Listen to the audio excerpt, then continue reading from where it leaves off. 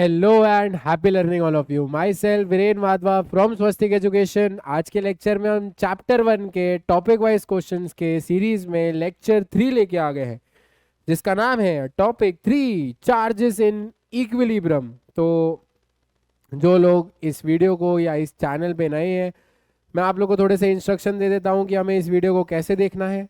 हम ये चाहते हैं, हम ये कंसिस्टेंसी बनाए रखना चाहते हैं कि हम फिजिक्स के न्यूमेरिकल्स जो है वो खुद से सॉल्व करने का ट्राई करेंगे। और एक टाइम ऐसा आएगा जब सारे न्यूमेरिकल्स स्पीड के साथ और एक्यूरेसी के साथ हम कर पाएंगे। उसी को प्रोत्साहन या उसी को मोटिवेट करने के लिए हमने ये सेशन जो है वो रखा है। सबसे पहले हमें क्या करना है, टॉपिक 3 चार्जेस इन इक्विलिब्रियम, ये हमारा टॉपिक है। मैं ऐसा मान के चलता हूँ कि आपने ये चैप्टर को एक बार पढ़ लिया है, आपको एनसीईआरटी आती है। अब आने वाले टाइम में आपकी टेस्ट, आपकी स्कूल में एग्जाम, आपकी ट्यूशंस में एग्जाम, या नहीं तो बोर्ड एग्जाम्स आ रही है जिसकी वजह से आप रिवीजन करना चाहते हैं। सो चार्जेस इन इक्विलिब्रियम जो टॉपिक है उससे रिलेटेड मैंने यहाँ पे 5 क्वेश्चन जो है वो रखे हैं। इन 5 क्वेश्चन को करके आपका इस पूरे टॉपिक में जितना भी कुछ है सोचने समझने के लिए वो रिवाइज हो जाएगा। तो फटाफट से वीडियो को पॉज करें, 5 क्वेश्चन का स्क्रीनशॉट लें, 5 के 5 क्वेश्चन खुद से सॉल्व करें।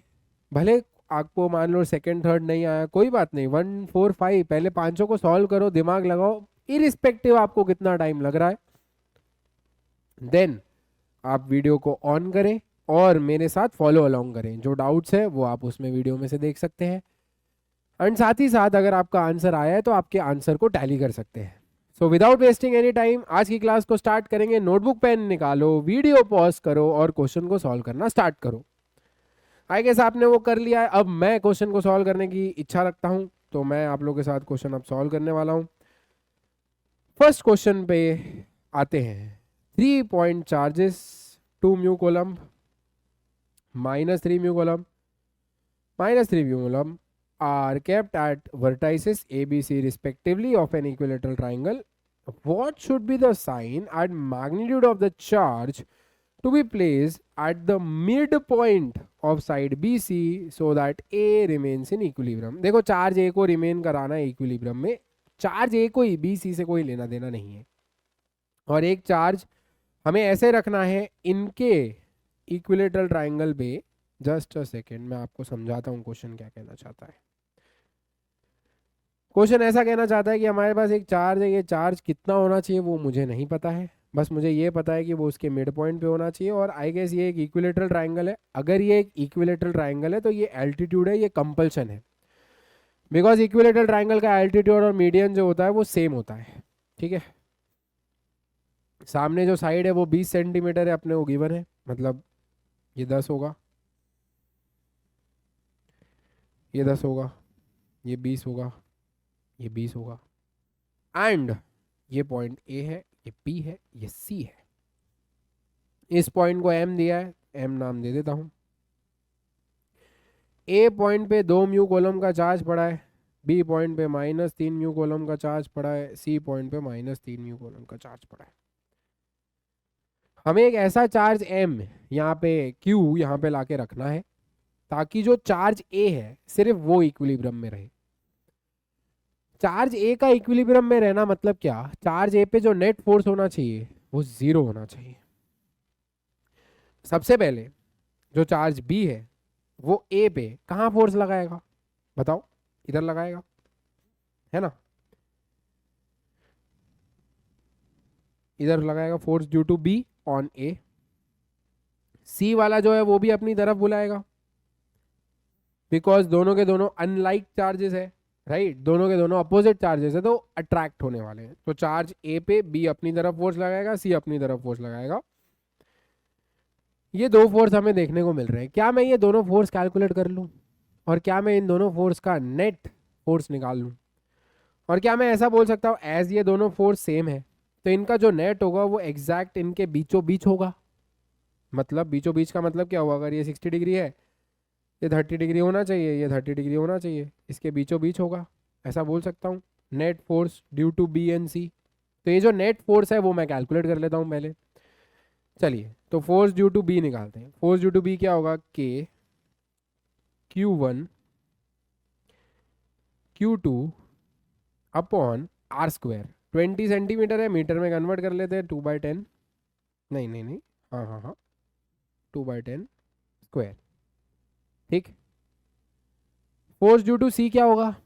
के Q1 Q2 upon r square, है ना? दोनों फोर्स सेम ही तो है। पहले निकाल लेता हूँ क्या है। 2 3 ज़ा 6, फिर के, फिर म्यू स्क्वायर, इधर 4 और इधर 100। ठीक है, 4/100 होगा ना, 2 का स्क्वायर 4/100, 4 को ऊपर भेजो, 425 ज़ा, तो 150 के म्यू स्क्वायर आ रहा है। ये एफ बी है, और यही सेम एफ सी भी होगा। इन दोनों को फिलहाल के लिए एफ अज्यूम कर लेता हूँ to avoid difficult calculations. Net force calculate करना है, रिजल्टेंट का फॉर्मूला अप्लाई करते हैं। रूट के अंदर A square, oh my God ये क्या बन गया, रूट बनाना था। रूट के अंदर A square plus B square plus 2 A B cos theta. अब देखो इन दोनों वेक्टर्स के बीच में जो एंगल है वो 60 डिग्री का है, तो कॉस 60, कॉस 60 मेरा हाफ होता है, तो F square plus 2f² into half. तो सॉल्व कर लेंगे, f√3 आएगा। f की वैल्यू मुझे पता है वो क्या है। मैं यार देखो ऐसे ही लिख रहा हूँ 150 के म्यू स्क्वायर, मेरे को है ना कैलकुलेशन को डिफिकल्ट करने में कोई इंटरेस्ट नहीं है। ठीक है, के को के रहने दे रहा हूँ, म्यू को म्यू रहने दे रहा हूँ, लास्ट में देखेंगे जो होगा होगा। बराबर है। तो नेट फोर्स जो है 150 के म्यू स्क्वायर √3 न्यूटन आ रहा है। नेट फोर्स मतलब ये वाला फोर्स, आई गेस आप समझ पा रहे हैं। अब आती है हमारे क्यू चार्ज की एंट्री। क्यू चार्ज क्या चाहेगा, इसको इक्विलिब्रियम में बनाना है ना, ए वाले को इक्विलिब्रियम में बनाना है। बी और सी इधर फोर्स लगा के नेट नेट इधर कर दे रहे हैं, तो इन दोनों फोर्स को फिलहाल भूल जाओ और नेट फोर्स इधर है। तो आप समझ पा रहे हो कि नीचे वाले चार्ज को एग्जैक्टली ऑपोजिट डायरेक्शन में फोर्स लगाना पड़ेगा, है ना? समझ पा रहे हैं ना? नीचे वाले चार्ज को एग्जैक्टली ऑपोजिट डायरेक्शन में फोर्स लगाना पड़ेगा ताकि नेट फोर्स 0 हो जाए, है कि नहीं? और नेट फोर्स 0 कब होगा? जब दोनों के दोनों फोर्स का मैग्नीट्यूड सेम होगा। तो जो force due to charge m होना चाहिए वो फोर्स नेट के बराबर होना चाहिए। देयरफॉर ए इन इक्विलिब्रियम होगा, वरना थोड़ी इक्विलिब्रियम में रह पाएगा। आई गेस आप समझ पा रहे हैं कि जो मेरा फोर्स m जो फोर्स लगाएगा ए पे, वो फोर्स नेट फोर्स के बराबर होना चाहिए, अपोजिट डायरेक्शन में भी होना चाहिए। फिलहाल मैग्नीट्यूड की बात कर रहे हैं इसलिए मैंने देखो वेक्टर नहीं बनाया, या मैग्नीट्यूड लिख लेता हूं, चलो तुम लोगों को ऐसा है तो कंसेप्चुअली और सही हो जाएंगे हम। ठीक है, तो हमने ये ढूंढा कि हमारा जो क्यू की वजह से फोर्स होना चाहिए वो ऊपर लगना चाहिए। मुझे बताओ क्यू की वजह से फोर्स ऊपर कब लगेगा? बताओ, ये पॉजिटिव चार्ज होना चाहिए कि नेगेटिव? देखो ए पॉजिटिव है तो इसको भी पॉजिटिव होना पड़ेगा, तभी तो ये ऊपर फोर्स लगाएगा। नेगेटिव होगा तो अट्रैक्ट कर लेगा, नहीं चलेगा। तो पहली बात तो जो चार्ज क्यू होना चाहिए that should be positive in nature. अब चार्ज क्यू का मैग्नीट्यूड कितना होना चाहिए वो कैलकुलेट कर लेते हैं। ठीक है, तो चार्ज क्यू कितना फोर्स लगाएगा? के Q1 मतलब उसका खुद का चार्ज, Q2 ए का चार्ज, उनके बीच में डिस्टेंस का स्क्वायर। अब ये डिस्टेंस नहीं पता भाई, एल्टीट्यूड निकालना पड़ेगा। निकालेंगे निकालेंगे, ठंड रखो। जो नेट फोर्स है वो लिख लेते हैं। नेट फोर्स आया है 150 के म्यू स्क्वायर √3। अब देखो के नहीं डालने का सबसे बढ़िया तरीका है, के और के कट हो जाता है, म्यू और म्यू एक एक कट हो जाएगा। ठीक है, अपने को क्यू की रिक्वायरमेंट है, ध्यान देना, तो 2 को नीचे भेज देता हूँ। तो Q is equal to 75 √3 d square, बराबर बात है। d is what? Altitude of equilateral triangle. Equilateral triangle का एल्टीट्यूड क्या होता है? √3/2 इंटू साइड होता है, आप लोगों को पता होगा। एल्टीट्यूड होता है √3/2 इंटू साइड। ठीक है, साइड हमारा जो होगा वो d हो जाता है, ऐसा अज्यूम करेंगे तो √3/4 d स्क्वायर आ जाएगा बाद में एरिया। हाँ आ जाएगा, क्यों नहीं। हाँ, मैं एल्टीट्यूड पे था, मैं अपने से बात करने लग गया। Altitude of equilateral triangle √3/2 into side होता है, तो d का स्क्वायर करना है ना पर, तो d स्क्वायर क्या होगा? √3 का स्क्वायर 3/4 साइड स्क्वायर। ठीक है, 3/4 साइड स्क्वायर, सही बात है। तो 3/4 साइड स्क्वायर, तो यहाँ पे मैं लिख रहा हूँ 75 √3 इंटू 3/4 इंटू साइड का स्क्वायर। साइड 20 सेंटीमीटर था, 2/10 का स्क्वायर, ठीक है। तो Q की वैल्यू आएगी 75√3 इंटू 4/100, नीचे 4 भी तो है, 4 और 4 कट जाएगा, 75 3 कितना होता है 225, 225/2.25 √3, म्यू भी तो होना चाहिए, ये म्यू, ये म्यू, ये म्यू, म्यू कोलम। तो जो Q की वैल्यू आएगी वो आएगी 2.25√3 इंटू 10⁻⁻6 कॉलम्स, और ये पॉजिटिव चार्ज होना चाहिए। तो बच्चा लोग इस तरीके से आप लोग ये वाला जो क्वेश्चन है वो कर सकते हैं। आई गेस आप लोगों का आंसर सही आया होगा, क्वेश्चन बहुत बढ़िया था। बढ़िया क्वेश्चन लेंगे तो तभी तो सारे कंसेप्ट जो है आपके 5 क्वेश्चन में क्लियर हो जाएंगे, है कि नहीं। चलिए आगे बढ़ते हैं नेक्स्ट क्वेश्चन की तरफ। नेक्स्ट क्वेश्चन पे आगे बढ़ते हैं। क्या लिखा है, अ फ्री पिच बॉल होगा, क्या पता, जान दो ना। A free ball a of 8 gram carries a positive charge 5 into 10⁻⁻8 coulomb. तो हमारे पास एक बॉल है ए, वो जो बॉल है वो 8 ग्राम का है, और 5 इंटू 10⁻⁸ कोलम का चार्ज जो है वो अपने अंदर लेके बैठा है। What must be the nature and magnitude of the charge that should be given to a second ball B fixed 5 centimeter below the ball A?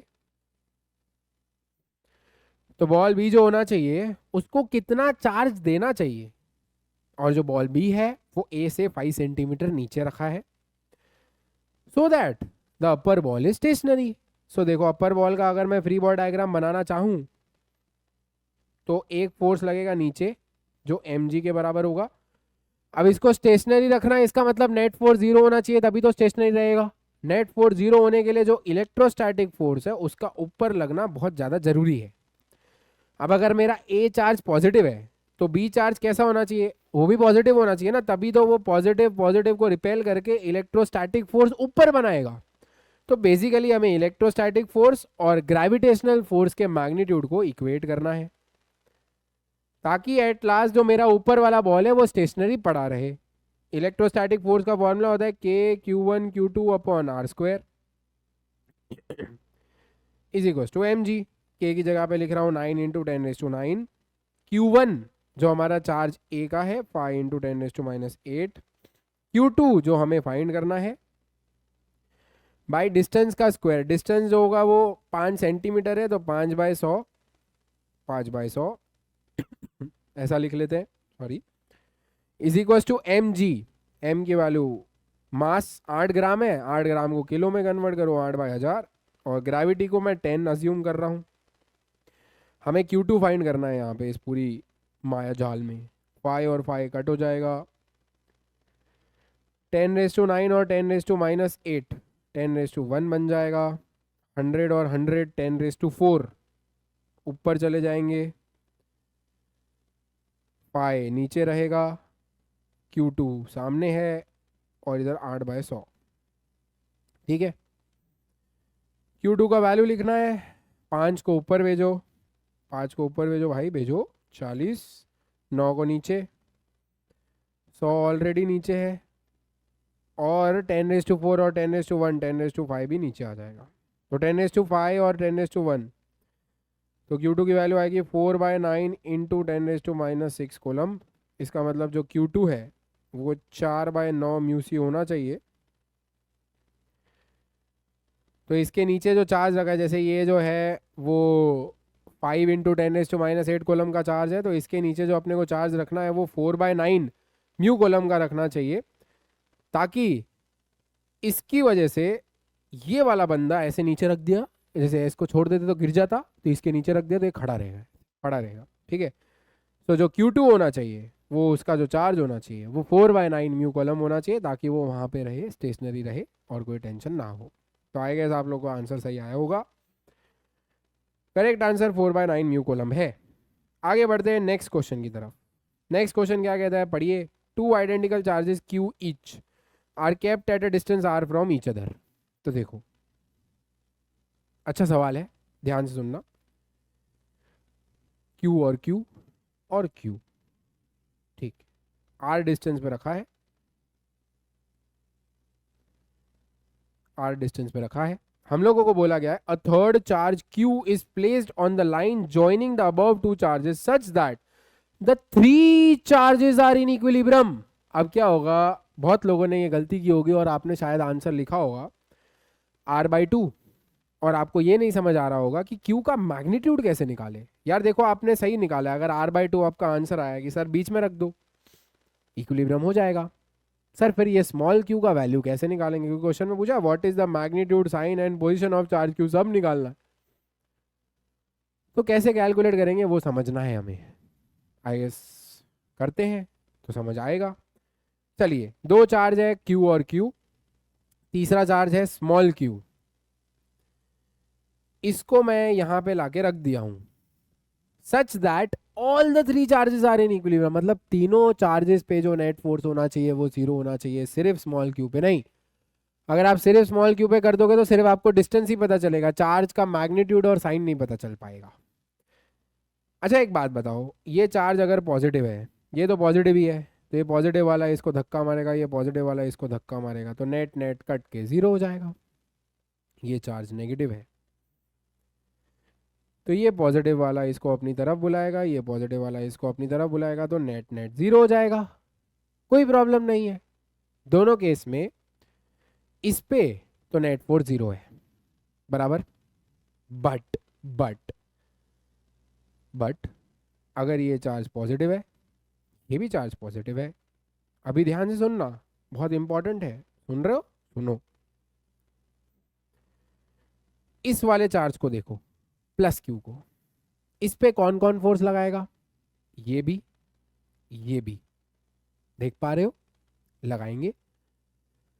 जवाब दो, ये दोनों फोर्स कहाँ लगाएंगे, ये वाला पॉजिटिव है, ये वाला पॉजिटिव है, तो ये वाला बंदा इसको धक्का मारेगा, है ना, ये वाला बंदा उसको धक्का मारेगा, वो वाला बंदा, लास्ट वाला बंदा भी उसको धक्का मारेगा, क्योंकि सब पॉजिटिव है, सब लाइक चार्जेस है, धक्का धक्का मिलके डबल धक्का हो जाएगा, धक्का बढ़ जाएगा, तो क्या इसका फोर्स इस पे जीरो हो सकता है क्या, नहीं हो सकता, मतलब ये चार्ज पॉजिटिव नहीं होना चाहिए। तो सर क्या ये चार्ज नेगेटिव होना चाहिए, यस। क्यों, समझते हैं फिर से, आ जाओ मेरे साथ, आओ, ठीक है, दिख रहा है नेगेटिव चार्ज पॉजिटिव चार्ज, तो ये वाला बंदा इसको क्या बोलेगा, मेरी तरफ खींचेगा, अट्रैक्ट करेगा, because they are unlike charges. ये वाला बंदा अभी भी इस वाले बंदे को धक्का ही दे रहा है, तो क्या ये पॉसिबिलिटी है कि इन दोनों का फोर्स कट जाए, यस। जब ये फोर्स कटेगा तो ये वाला बंदा भी इक्विलिब्रियम में हो जाएगा। अब कोई बोलेगा सर तो इसका क्या, आ जाओ, आओ, ये नेगेटिव ये पॉजिटिव, इसका क्या, चलो आओ, ये नेगेटिव वाला बंदा ये पॉजिटिव वाले को अपनी तरफ बुलाएगा, ये पॉजिटिव वाला बंदा इस पॉजिटिव को धक्का मारेगा, अगेन नेट फोर्स जीरो हो सकता है। तो इसका मतलब इस चार्ज का जो साइन होना चाहिए वो नेगेटिव होना चाहिए। आई गेस आप लोग मेरे साथ यहां तक तो थे, कितना होना चाहिए, किधर रखना है, अब वो सवाल है, आओ करते हैं। सबसे पहले let force on charge small q be zero. अब ये कॉमन सेंस है कि इसको बीचों बीच रखना है, बट आपको ये प्रूव करके दिखाना पड़ेगा भाई एग्जाम में कि इसको बीचों बीच रखना है, ठीक है। Force on charge small q be zero, तो स्मॉल क्यू पे कौन कौन फोर्स लगाएगा, let us assume this is A, this is B, this is C. तो स्मॉल क्यू पे कौन कौन फोर्स लगाएगा, फोर्स ए और फोर्स बी लगाएगा, और दोनों फोर्स इक्वल होने चाहिए तभी तो नेट फोर्स जीरो होगा, ठीक है। नेट फोर्स जीरो होने के लिए फोर्स ए और फोर्स बी को सेम होना पड़ेगा। फोर्स ए कितना फोर्स लगाएगा, के Q1 Q2 upon distance x square, वो वाला फोर्स कितना लगाएगा, के Q1 Q2 upon distance r minus x का स्क्वायर। समझ आ रहा है? देखो Q2 भाई, ठीक है, क्रॉस मल्टीप्लाई, ठीक है, स्क्वायर काट देता हूँ, ऐसा अच्छा नहीं लगता काटना, प्लस माइनस आएगा, बट माइनस वाला केस कंसिडर वैसे भी नहीं होने वाला, ठीक है, तो प्लस वाला केस ही रखते हैं। स्क्वायर काट दिया, एक्स को उधर भेज दिया, एक्स की वैल्यू आ गई r/2। मतलब मुझे स्मॉल q जो चार्ज है उसको किधर रखना चाहिए वो भी पता चल गया। अभी तक मुझे क्या क्या पता चल गया बच्चा लोग? मैग्नीट्यूड नहीं पता चला है। साइन पता चल गई कि साइन नेगेटिव होनी चाहिए, किधर रखना है वो भी पता चल गया, r/2 पे रखना है। अब मैग्नीट्यूड निकालना है, ठीक है, मैग्नीट्यूड निकालना है। तो हम क्या करेंगे, नेट फोर्स ऑन चार्ज ए को जीरो कर देंगे, फोर्स ऑन ए जो ए वाला चार्ज है क्यू क्यू क्यू तो जीरो कर देंगे, ठीक है।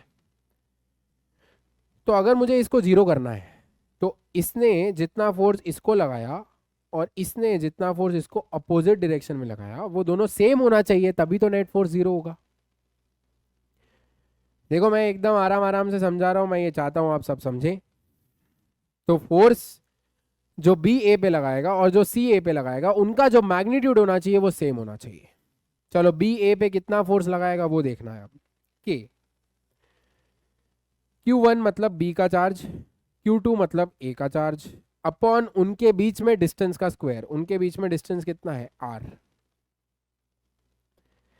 अब फोर्स सी निकालेंगे, के सी का चार्ज स्मॉल q, ठीक है, ए का चार्ज कैपिटल Q, उनके बीच में डिस्टेंस का स्क्वायर। उनके बीच में डिस्टेंस r/2 है, x है, वो r/2 हम निकाल चुके हैं।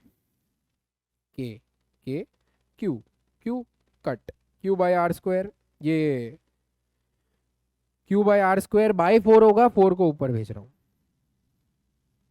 तो स्मॉल q की वैल्यू आएगी कैपिटल Q/4। समझ आया? आना ही चाहिए। तो फाइनल आंसर क्या है, therefore charge Q should be -q/4 placed at the center of the system. So the system will be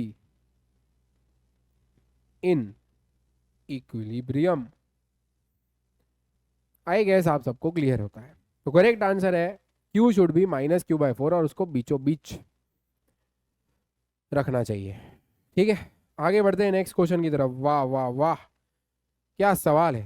to small spheres each having mass mkg and charge q coulomb are suspended from a point by insulating threads each 1 meter long but of negligible mass. उनका मास negligible है, किन का, strings का। if theta is the angle each thread makes with the vertical then equilibrium has been attained, when equilibrium has been attained then show that this। पहले यार sir question समझाओ। अगर आपका ये क्वेश्चन हो गया तो I am very proud of you. नहीं हुआ तो कोई बात नहीं, कंसेप्चुअल अंडरस्टैंडिंग रखनी है कि कोई भी चीज क्यों हो रही है, रटना नहीं है, फिजिक्स रटने से नहीं होएगा। चलिए हमारे पास एक पॉइंट है, two spheres having charges m kg and charge q coulomb are suspended from a point by thread. मतलब यार देखो इनको है ना, ऐसे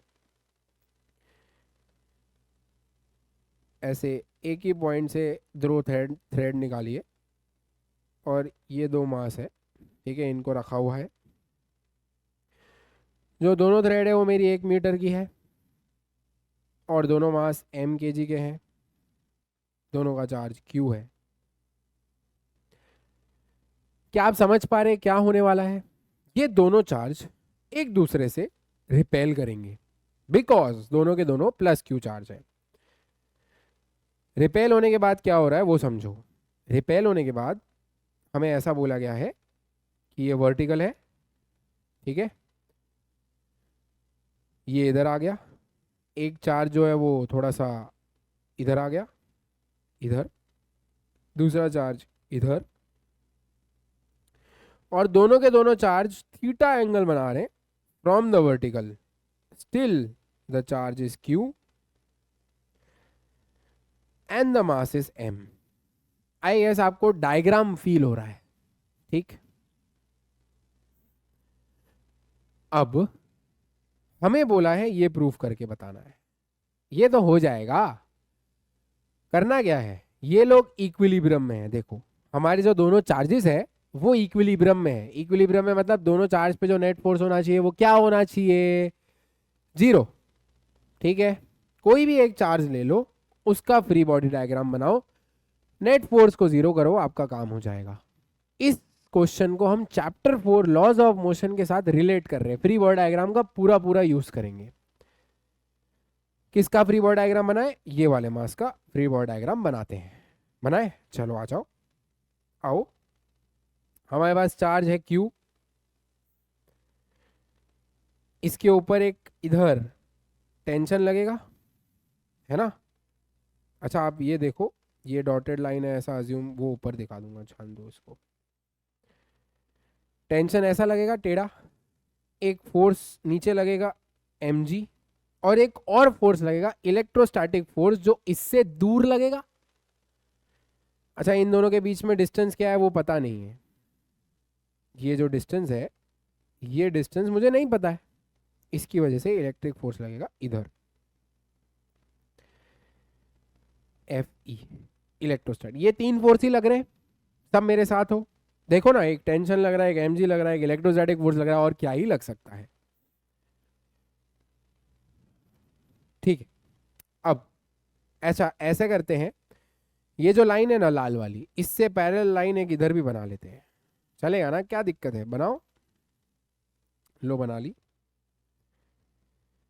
अगर ये वाली लाइन और लाल वाली लाइन पैरेलल है तो क्या आप ये देख पा रहे हो, अल्टरनेट एंगल की वजह से अगर ये थीटा है तो ये भी थीटा होगा,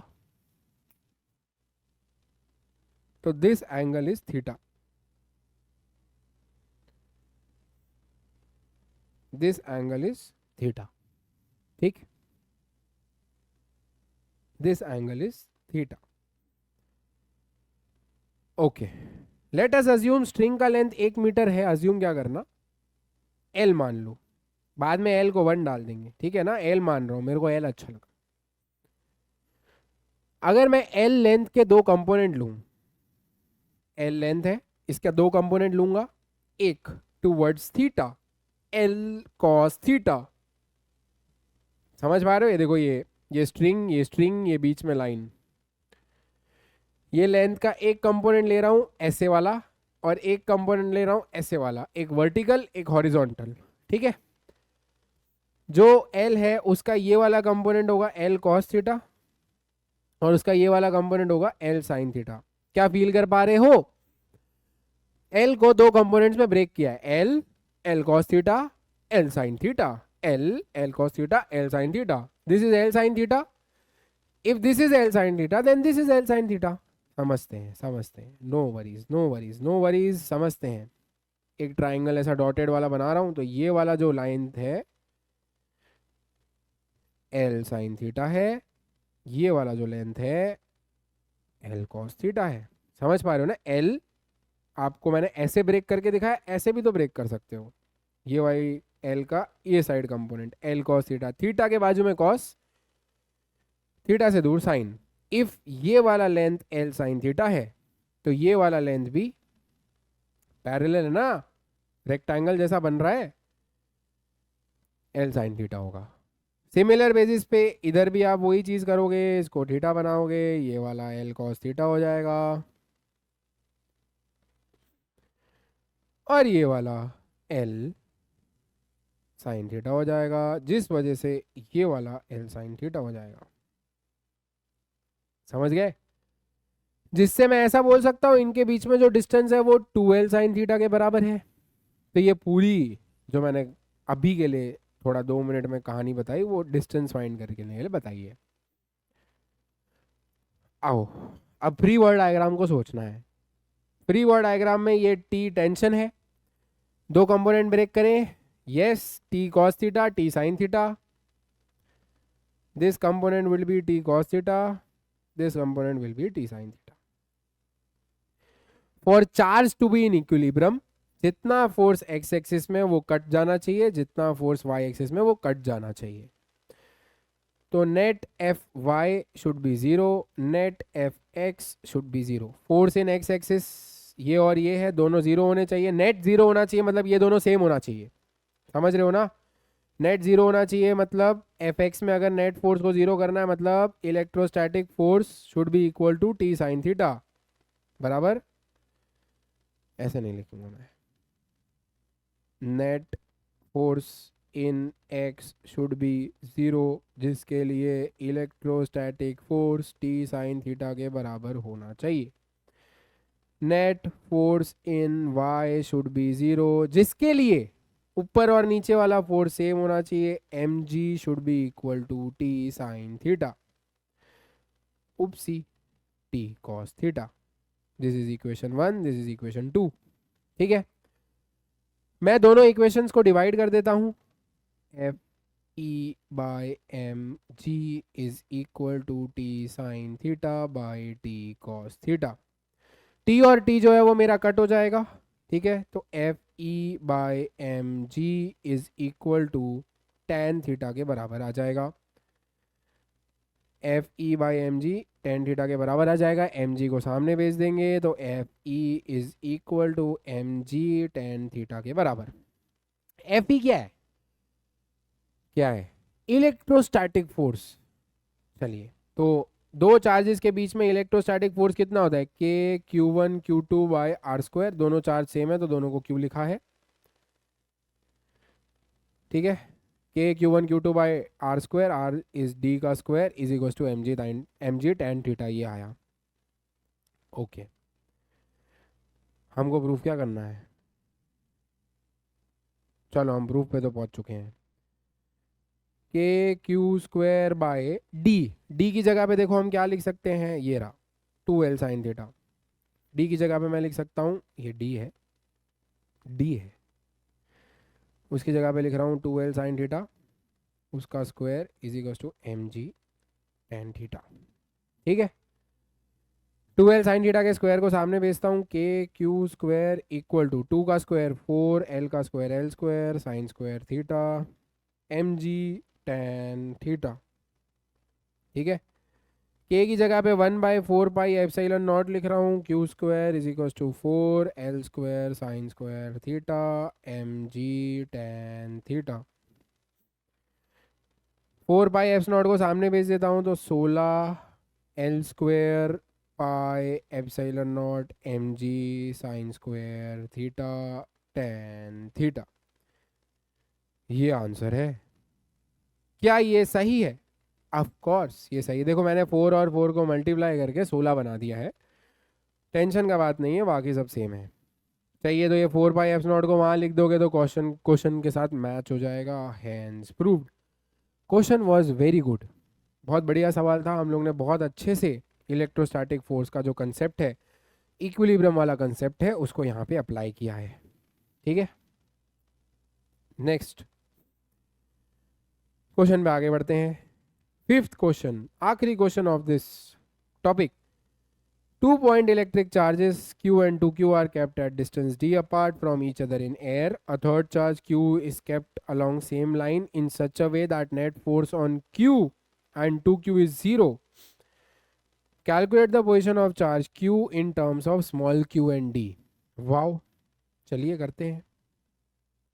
चलो, सेम क्वेश्चन है. अभी ऊपर जो हमने थर्ड वाला क्वेश्चन किया है गैस उसी की तरह है. ठीक है, बस वहाँ पे डिस्टेंस गिवन था, यहाँ पे डिस्टेंस गिवन नहीं है. करते हैं सॉल्व. हमको बोला है net force on Q and 2Q को जीरो करना है. मतलब क्यू पे जो नेट फोर्स होना चाहिए वो भी जीरो होना चाहिए, 2Q पे जो नेट फोर्स होना चाहिए वो भी जीरो होना चाहिए. ये क्यू को कहाँ रखे वो निकालना है. Late us assume this is x and this is d minus x. पहले net force on small q is zero ऐसा अज्यूम करके चलो. ठीक है, तो ये जो कैपिटल Q चार्ज है अगर मैं उसको बीच में रख देता हूँ और वो नेगेटिव साइन का बना देता हूँ। Late us assume that is negative. यहाँ से x डिस्टेंस की दूरी पे रख रहा हूँ, यहाँ से d माइनस एक्स डिस्टेंस की दूरी पे रख रहा हूँ। अगर ये नेगेटिव होगा तो क्या होगा, देखो ये वाला बंदा इसको अपनी तरफ बुलाएगा, ये वाला बंदा इस वाले चार्ज को अपने से दूर भेजेगा और ये कट हो जाएगा। ठीक है, इसके ऊपर देखेंगे तो नेट फोर्स क्या जीरो हो सकता है, कैपिटल क्यू इसको अपनी तरफ बुलाएगा, स्मॉल क्यू इससे धक्का मारेगा, ये नेट फोर्स जीरो हो जाएगा। जैसा हमने ऊपर किया था सेम टू सेम क्वेश्चन है। देखो ये वाला कि ये कोई चार्ज है, ये कोई चार्ज है, ये दोनों पॉजिटिव है, तो पॉजिटिव के बीच में अगर मैं नेगेटिव रख दूं तो यस इस पे और इस पे नेट फोर्स जीरो हो सकता है। ठीक है, तो यही अपने को करना है। ठीक है, चलो करते हैं। तो जो मेरा कैपिटल क्यू होना चाहिए वो नेगेटिव इन नेचर होना चाहिए और बीच में कहीं रखा होना चाहिए, कहाँ रखना है वो सोचना है। चलो हम लोग ऐसा करते हैं, नेट फोर्स को जीरो कर लेते हैं, इस पे स्मॉल क्यू पे नेट फोर्स को जीरो कर देते हैं इसके ऊपर। तो इसके ऊपर कौन कौन फोर्स लगाएगा, नाम दे देता हूँ ए बी और सी। तो कौन कौन फोर्स लगाएगा, बी और सी लगाएगा, और जो दोनों का मैग्नीट्यूड होना चाहिए वो सेम होना चाहिए। मतलब अब जो क्यू है उसके ऊपर जो बी फोर्स लगाएगा एक और सी फोर्स लगाएगा एक, वो दोनों के दोनों फोर्स सेम होने चाहिए। और सिमिलरली हमें नेट फोर्स जो है वो टू क्यू पे भी जीरो करना है। अगर मान लो मुझे टू क्यू पे जीरो करना है, ये वाला इस पे जीरो करना है, तो इस पे कौन कौन फोर्स लगाएगा, बी और ए लगाएंगे। तो बी और ए की वजह से भी जो फोर्स होने चाहिए वो दोनों के दोनों सेम होने चाहिए, है कि नहीं। तो बी की वजह से भी जो नेट फोर्स होना चाहिए, मतलब बी और ए की वजह से जो फोर्स होने चाहिए वो सेम होंगे, मैग्नीट्यूड सेम होना चाहिए जिसकी वजह से वो कट हो जाए, राइट। अब पहले ये देख लेते हैं क्यू पे बी कितना फोर्स लगाएगा, बी कितना फोर्स लगाएगा। तो के खुद का चार्ज सामने वाले का चार्ज अपॉन डिस्टेंस का स्क्वायर बराबर। अब क्यू पे सी कितना फोर्स लगाएगा वो देखो, के खुद का चार्ज सामने वाले का चार्ज अपॉन इन दोनों के बीच में जो डिस्टेंस है वो डी है उसका स्क्वायर। ठीक है, तो देखो के क्यू और क्यू जो है वो कट हो जाएगा, के कैपिटल क्यू नहीं कट हो रहा, सॉरी। तो कैपिटल क्यू का वैल्यू जो है वो हमें देखने को मिलेगा, के और स्मॉल क्यू जो है वो कट हो जाएगा, बराबर है। यहाँ से हमें ना क्यू की वैल्यू कैलकुलेट कर लेते हैं। यहाँ से क्यू की जो वैल्यू होगी वो कितनी होगी, two q x square by d square. यहाँ से हमने ना क्यू का वैल्यू कैलकुलेट कर लिया कि क्यू का वैल्यू कितना होना चाहिए, राइट।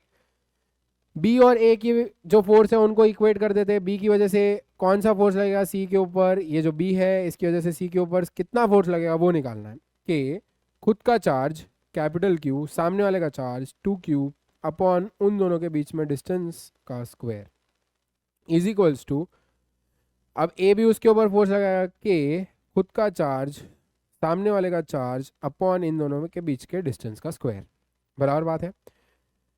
यहाँ से देखो के और के कट रहा है, स्मॉल क्यू कट रहा है, टू और टू कट जाए। यहाँ से भी हम कैपिटल क्यू का वैल्यू निकाल लेते हैं। सर आप यार ये कैपिटल क्यू का वैल्यू क्यों निकाल रहे हो, क्योंकि हम लोग को देखो आंसर में स्मॉल क्यू और डी चाहिए, तो मुझे कैपिटल क्यू को एलिमिनेट करना पड़ेगा। तो मैं कैपिटल क्यू निकाल लेता हूँ और फिर इक्वेट कर लेता हूँ तो एलिमिनेट हो जाएंगे, right. So q into d minus x का स्क्वायर अपॉन डी स्क्वायर। अब ये फर्स्ट इक्वेशन है ऐसा अज्यूम करो, ये सेकेंड इक्वेशन है ऐसा अज्यूम करो, दोनों इक्वेशन को इक्वेट करो। Two q x square by d square is equals to small q d minus x का स्क्वायर अपॉन डी स्क्वायर। ठीक है, बराबर बात है। ये डी स्क्वायर और ये डी स्क्वायर कट हो जाएगा, ये क्यू और क्यू कट हो जाएगा। अब क्या बच रहा है, two x square is equals to d minus x का होल स्क्वायर। ये स्क्वायर को सामने भेज दो तो रूट हो जाएगा, root two x is equals to d minus x बचेगा।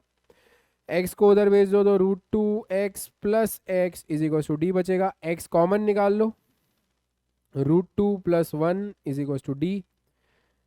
सो एक्स की वैल्यू आएगी d by root two plus one, d by root two plus one. अच्छा इसको रैशनलाइज करना है तो आप रैशनलाइज कर सकते हो। एक्स की वैल्यू आएगी d by root two plus one into root two minus one upon root two minus one. नीचे a square minus b square बनेगा तो टू माइनस वन हो जाएगा। तो एक्स की फाइनल वैल्यू जो आएगी वो d into root two minus one आएगी, राइट। फ्रॉम चार्ज ये एक्स मैंने कहाँ से लिया था, स्मॉल क्यू से लिया था, फ्रॉम चार्ज स्मॉल क्यू। तो जो मेरा एक्स का वैल्यू है वो d times root two minus one आएगा, from charge small q. I guess आप लोग क्लियर हुआ होगा ये वाला क्वेश्चन। ये वाला क्वेश्चन काफ़ी बढ़िया था। यहाँ पे हम लोगों ने पहले जो चार्ज है उसको कैपिटल क्यू प्लस क्यू मान के देखा। जो प्लस क्यू है मतलब क्यू है उसको पॉजिटिव मान के देखा। उसको तीनों केस में ट्राई किया, तीनों केस में नेट फोर्स जीरो नहीं हो रहा था उन दोनों के ऊपर। इससे हमें पता चला कि वो नेगेटिवली चार्ज होना चाहिए। अब मैं नेगेटिवली चार्ज को बीच में रखूंगा जैसे हमने क्वेश्चन नंबर 3 में किया था, तो आप लोगों को इक्विलिब्रियम पोजीशन जो है वो मिल पाएगी। यहाँ पे हम लोगों ने ये ध्यान दिया है कि हम लोगों ने इस एक तो इस पे नेट फोर्स जीरो करना है, तो इस पे नेट फोर्स का इक्विलिब्रियम करने का फॉर्मूला लगाया। इस पे नेट फोर्स जीरो करना है, इस पे इक्विलिब्रियम करने का फॉर्मूला लगाया। दोनों से कैपिटल क्यू को अलग किया है। दोनों से कैपिटल क्यू का जो वैल्यू है वो कैलकुलेट किया है। वो क्यों किया है? बिकॉज मुझे जो आंसर है वो स्मॉल क्यू और डी के टर्म्स में ही चाहिए। हाँ, स्मॉल क्यू नहीं आया कोई बात नहीं, सिर्फ डी के टर्म्स में आया चलेगा। सो जो मेरा डिस्टेंस है ऑफ चार्ज कैपिटल क्यू जो नेगेटिव होना चाहिए from charge q is D times √2 - 1। ठीक है, आई गेस आप लोग को ये वाला जो क्वेश्चन है वो बहुत अच्छे से क्लियर होगा। सारे जो क्वेश्चंस यहाँ पे लिए थे हमने वो काफ़ी अच्छे लिए गए थे। अगर आपके 5 क्वेश्चन में से 5 सही नहीं हुए, मान लो 3-4 भी गलत हो गए, तो कोई बात नहीं। Consistency, persistence beats talent. 1% better every day बनने पे ध्यान दो, कंसिस्टेंसी रखो। 5-5 क्वेश्चन रेगुलर बेसिस पे ऐसे ही ट्राई करते रहो। एक टाइम ऐसा आएगा, राइट, 1% बेटर एवरीडे बनते हैं तो साल के एंड में 37.7 टाइम्स बेटर बन जाते हैं। तो एक टाइम ऐसा आएगा जब आप 5 के 5 क्वेश्चन जो है वो खुद से सॉल्व भी कर लोगे, टाइमली भी कर लोगे, एक्यूरेटली भी कर लोगे, स्पीड के साथ भी कर लोगे। Till then, myself Viren Wadhwa signing off. पढ़ाई करते रहे, all the very best. That's it, thank you.